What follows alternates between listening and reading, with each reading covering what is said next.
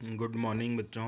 आज हम एक्सरसाइज 7.1 पे हैं, तो जिसका चौथा क्वेश्चन है, जांच कीजिए क्या बिंदु 5 ऋण 2 6 4 और 7 और ऋण 2 एक समद्विबाहु त्रिभुज के शीर्ष हैं। इसके लिए हम क्या करेंगे कि एक रफ आकृति बनाएंगे, और जो मैंने यहाँ बनाई है पी क्यू आर से एक त्रिभुज बनाया है, और जो हमें बिंदु के शीर्ष के निर्देशांक दिए गए हैं वो हमने लिख दिए हैं। पी के निर्देशांक 5 ऋण 2, क्यू के 6 और 4 और आर के 7 और ऋण 2। इसकी सहायता से हम प्रत्येक भुजा का मान ज्ञात करेंगे। ये जो तीन भुजाएं दी हैं पी क्यू, पी आर और क्यू आर, जब हम तीन भुजाओं का मान ज्ञात कर लेंगे तो फिर हम भुजाओं के आधार पर इस त्रिभुज की प्रकृति ज्ञात करेंगे कि किस प्रकार का है। तो भुजाओं की जो दूरी है, भुजाओं का जो मान ज्ञात करना है वो करना है दो बिंदुओं के बीच की दूरी वाले सूत्र से, x2 माइनस x1 का whole square plus y2 minus y1 का होल स्क्वायर, और फिर इसका अंडर रूट ले लेना है। इसके बारे में हमने पिछला वीडियो आपको शेयर किया था। तो जो पहली भुजा है पी क्यू, इसको भी निकालेंगे, दूसरी भुजा पी आर निकालेंगे और तीसरी भुजा क्यू आर निकालेंगे।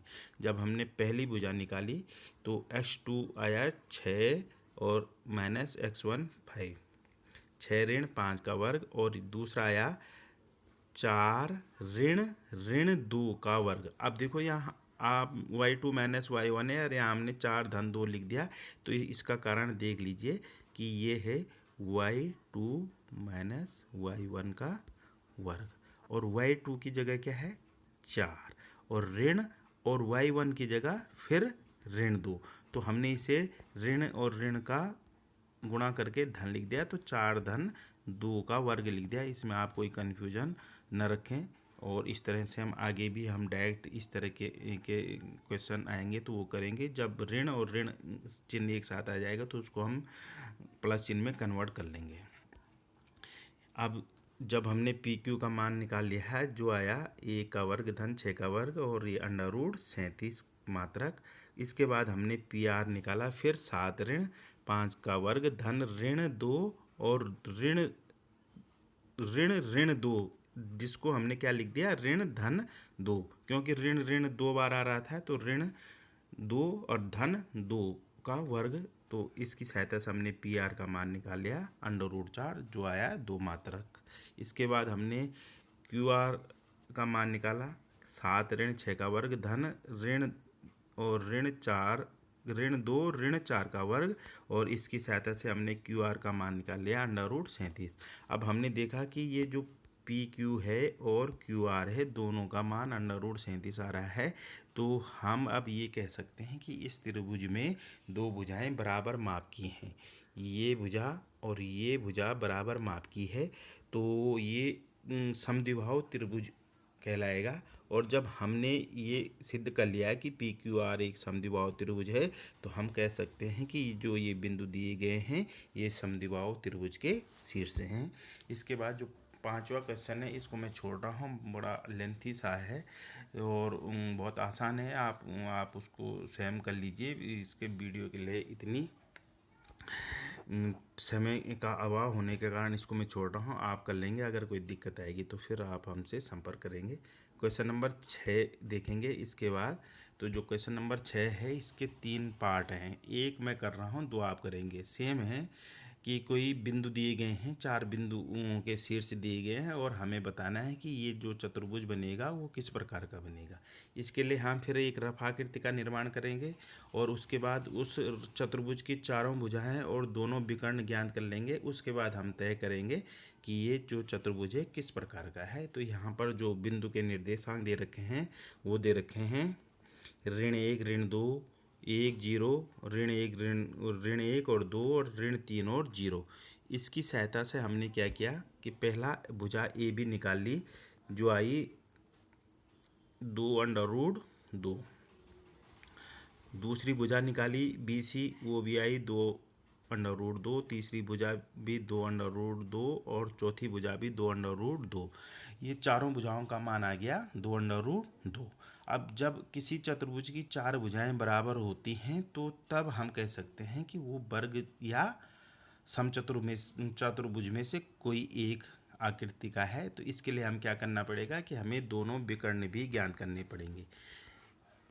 ए सी ज्ञात किया हमने, तो ये आया ऋण 1 धन 1 का वर्ग धन 2 ऋण ऋण 2, इसकी जगह लिख दिया हमने 2 धन 2 का वर्ग, और ये आ जाएगा 4 मात्रक। इसी प्रकार से हमने दूसरा विकर्ण भी ज्ञात किया बी डी, इसका मान भी आ जाएगा 4 मात्रक। तो हम इस निष्कर्ष पे पहुँचे कि जो ये दिए गए चतुर्भुज के जो शीर्ष हैं, इसकी सहायता से हमने जब भुजाएं निकाली तो चारों भुजाएं समान आई, और चारों भुजाओं के समान आने के साथ विकर्ण भी परस्पर बराबर थे। तो हम कह सकते हैं कि यह चतुर्भुज एक वर्ग है। इसी तरीके से इसके दो अन्य पार्ट भी कर लेंगे आप, तो बहुत इजी है। इसके बाद चलते हैं हम क्वेश्चन नंबर 7 पे। क्वेश्चन नंबर 7 है कि एक्स अक्ष पर वह बिंदु ज्ञात कीजिए जो 2 और ऋण 5 और ऋण 2 और 9 से समदूरस्थ है। समदूरस्थ माने सम माने बराबर, दूरस्थ माने दूरी पर। तो जो बराबर दूरी पर है, एक एक्स अक्ष पर वो बिंदु ज्ञात करना है। हम जानते हैं कि एक्स अक्ष पर वाई का मान सदैव 0 होता है। तो हमने ये मान के चले हैं कि माना एक्स अक्ष पर वह बिंदु P है, जिसके निर्देशांक हमने रख दिए हैं एक्स और 0। एक्स और 0 क्यों रखें? क्योंकि वाई एक्स अक्ष पर वाई का मान 0 होगा, इसलिए इस निर्देशांक को हमें एक्स और 0 रखना पड़ेगा। और जो क्यू के निर्देशांक हमें दिए हैं 2 और ऋण 5, आर के निर्देशांक भी दिए हैं ऋण 2 और 9, समदूरस्थ हैं।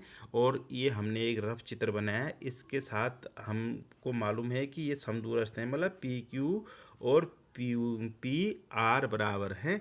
और इसकी सहायता से हमने इसके मान रख दिए हैं वो दूरी सूत्र से कि 2 ऋण एक्स का वर्ग धन ऋण 5 ऋण 0 का वर्ग और इसका अंडर रूट, और पी आर की जगह ऋण 2 ऋण एक्स का वर्ग धन 9 ऋण 0 का वर्ग। हमने दोनों पक्षों में क्या किया, वर्ग कर दिया, तो वर्गमूल हट गया। इसके बाद इसे बहुत साधारण गणितीय संक्रियाओं से हल कर दिया, तो ये आ जाएगा x बराबर ऋण 7।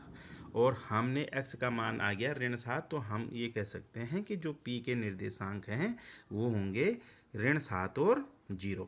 बहुत आसान है। आप इसको वो मैं हार्ड कॉपी भी भेजूंगा आपको, तो इसके बाद आप इसको अच्छे से कर लेंगे। फिर क्वेश्चन नंबर 8 पे चलते हैं। y का वह मान ज्ञात कीजिए जिसके लिए p 2 ऋण 3 और 10 और y के बीच की दूरी 10 मात्रक है।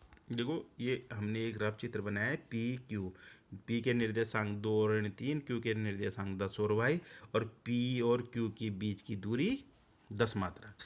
तो हमने लिखा ये पी क्यू बराबर 10 मात्रक, और पी क्यू का मान हमने चित्र से रख दिया दूरी सूत्र से 10 ऋण 2 का वर्ग धन y धन 3 का वर्ग, और दोनों पक्षों का वर्ग कर दिया तो ये वर्गमूल हट जाएगा, इधर 10 का वर्ग हो जाएगा। तो 10 ऋण 2 का वर्ग धन y धन 3 का वर्ग बराबर 10 का वर्ग। इसके बाद जब हमने ये इसको खोला तो ये आ जाएगा 8 का वर्ग धन इसको a प्लस बी का होल स्क्वायर सूत्र से खोलेंगे तो ये आ जाएगा A square plus 2ab plus B